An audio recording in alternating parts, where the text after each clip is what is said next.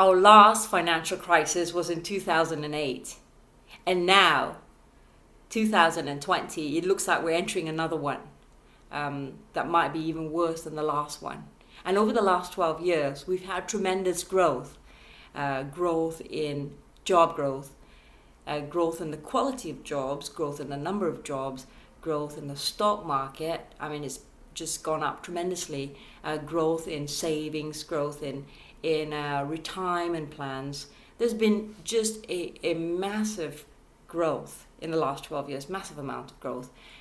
But by the looks of it, with this financial crisis, a lot of that growth might be obliterated or wiped out, well, at least a substantial portion of it.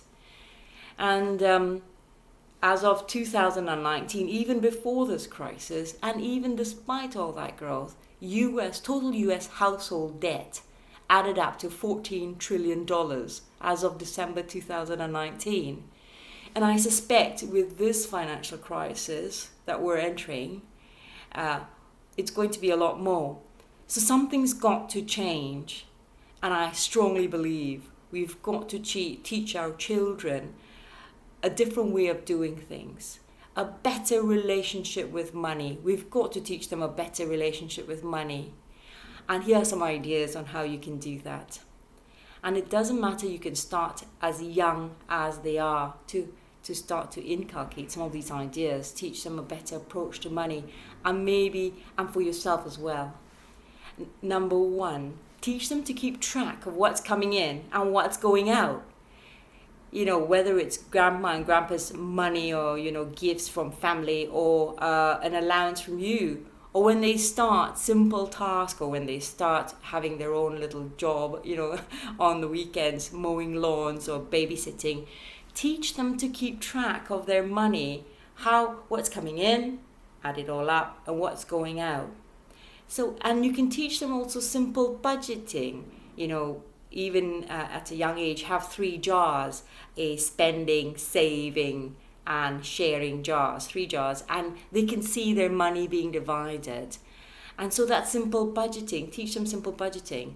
Teach them you cannot spend what you don't have, which is what we've been doing. We've spent, the debt load is a huge indicator that that's what we've been doing, borrowing today for, all these things we want to have. So teach them you cannot spend what you don't have. They can look at it, they can actually see it. And then the next thing you can teach your children is that money that's left to grow actually grows. And so open a bank account as soon as you can. Teach them to save. And, whenever the jar for savings is filled, take them and put it in the bank before they spend. Sometimes teach them to save so that the money can grow. And you can show them, maybe if you have savings, show how your savings has grown. And then the reverse, money that's borrowed, is also, it takes long to pay off. Show them your credit card statement where they show if you don't pay all this off, it might take you a year as opposed to the end of the month. Show money that's left to grow grows, and money that's borrowed takes forever to pay off.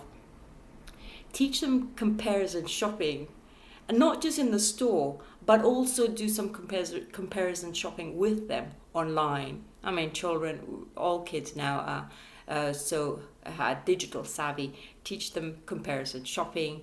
Teach them also that saying yes to something means saying no to something else. And this is key because it helps them align how they spend their money with what they truly value. So let's say, getting a new bike might mean not getting a new phone, something like that. Whatever it is, teach them that saying yes to one thing might mean saying no to something else. And then explore, why did you select this over that? And you get them in touch with what they really value. I would have picked the bike over the phone because I like my freedom and I love getting around. So ask them things like that. Was it the freedom?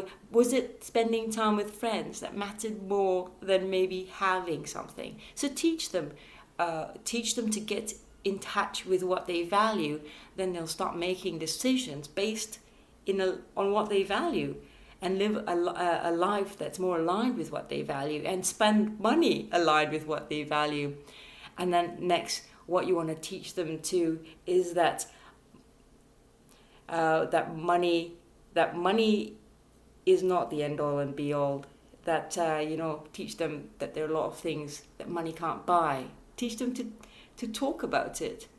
What are the things that they have that money can't buy? Because we've become such a materialistic society, and we want something now, and then what about the things that money can't buy, like a sunny day, hugs, love, friendship, kisses, things that money can't buy. Teach them all to name and to be aware and appreciate the things that money can't buy. Teach them to share what they have. It's been shown that there's a lot of joy that one gets from sharing what one has.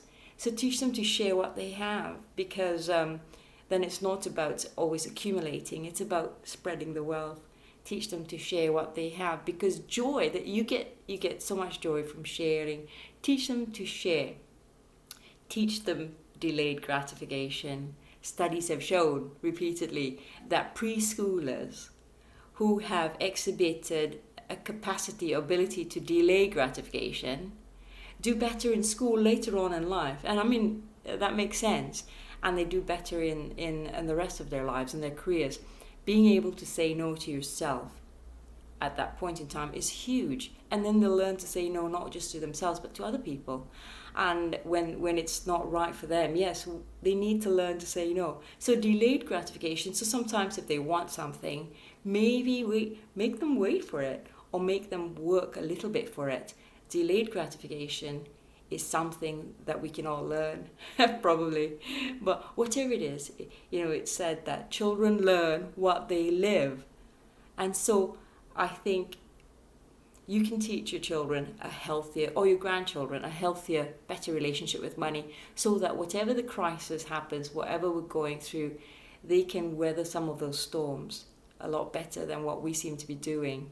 And this is Family Finance Friday, and those are some ideas on how to raise financially resilient children.